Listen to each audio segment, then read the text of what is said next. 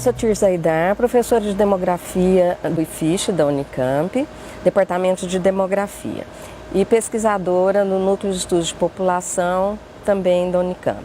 O Brasil precisa do Censo Demográfico de 2020, que ele ocorra com toda a qualidade técnica, com toda a abrangência nacional e qualidade que o IBGE tem preparado, né, tem desenvolvido ao longo dos últimos 60 anos, independentemente do governo e das situações políticas do Brasil.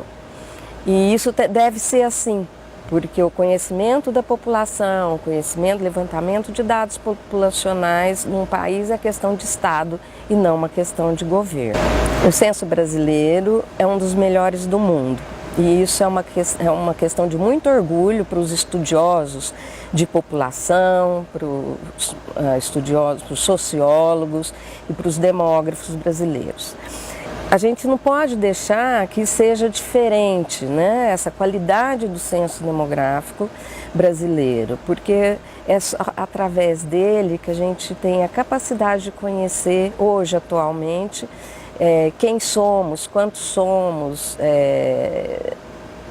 dos nossos atualmente 200 milhões de habitantes, cerca de 200 milhões de habitantes no Brasil, distribuídos em 5.570 municípios.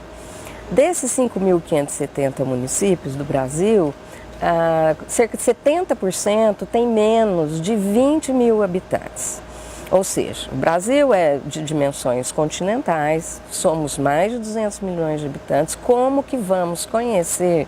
Não existe pesquisa brasileira de amostra ou de qualquer outra forma que seja possível acessar todos esses municípios e para um conhecimento mais detalhado da população. Isso só é possível, só é feito de 10 em 10 anos, né, através dos censos demográficos. Na última informação que a gente tem de qualidade detalhada sobre a contagem, só para ficar na contagem populacional de cada município brasileiro, foi feita em 2010.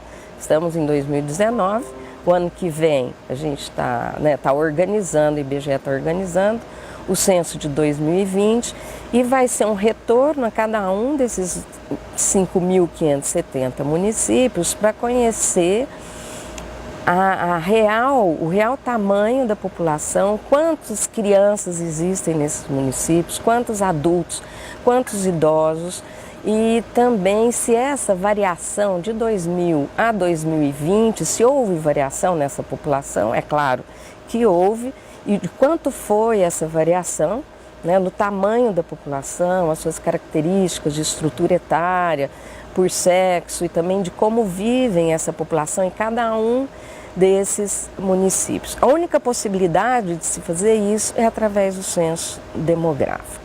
O conhecimento, então, da população em cada um dos municípios, ou da população brasileira distribuída, onde estão vivendo, né, e como essa população aumentou e diminuiu, se foi por conta só dos nascimentos, dos óbitos ou também das migrações, como essa população se movimentou entre as diversas regiões, unidades de federação e municípios brasileiros, isso também só é possível de se conhecer através de informações decenais. A única pesquisa nacional, de abrangência nacional, é o censo demográfico, que tem acesso a informações a todos os municípios brasileiros. É importante destacar essa questão porque não há possibilidade de uma substituição em outras pesquisas, em outros momentos, que traga essas informações que são básicas.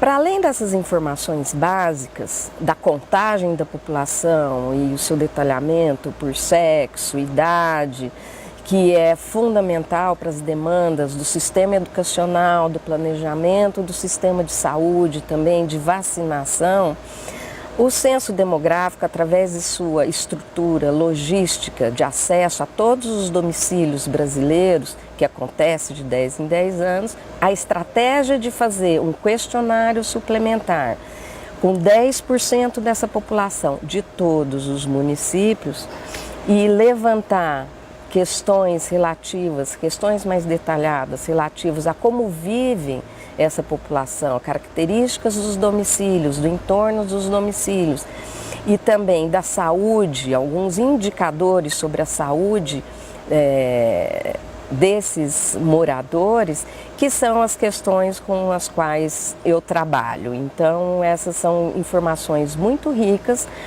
que complementam e muito informações que a gente não tem, não existe no Brasil, nesse campo nacional, nos sistemas de informações oficiais também de registro civil, sobre a saúde da população, como nasce, como vive e como morre a população.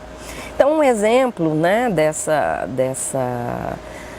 da utilidade, da riqueza dessa informação que só um censo demográfico pode trazer.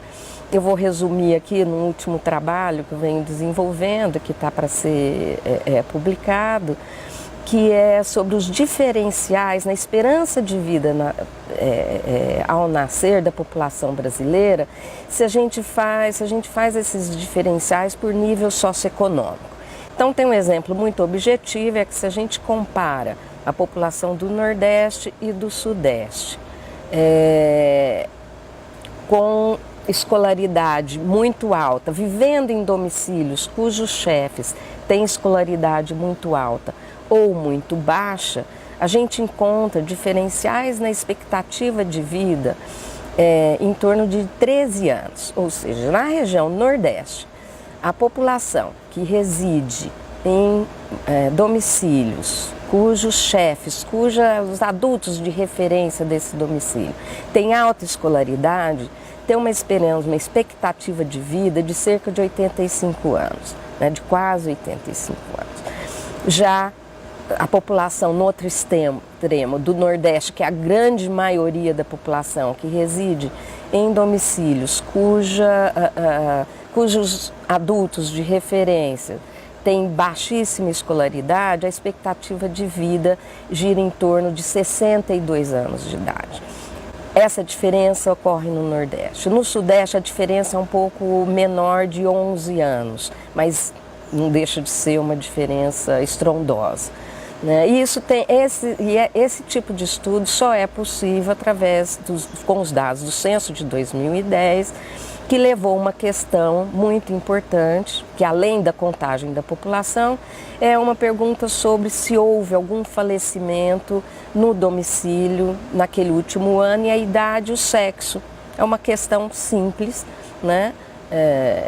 E que usa toda essa estratégia, essa logística do censo demográfico, mas que dá uma possibilidade de estudo muito importante e que gera respostas também muito relevantes para toda essa discussão que a gente tem atualmente da população brasileira, que está envelhecendo. Essa é uma coisa positiva, porque estamos vivendo mais, né? Estamos nascendo menos, somos menos nascendo, estamos vivendo mais, estamos trabalhando mais, e tem toda essa discussão da reforma da Previdência. E esse resultado mostra muito bem que a gente é uma população muito heterogênea, e é muito importante conhecer essa heterogeneidade da população brasileira em seus mais de 5.500 municípios.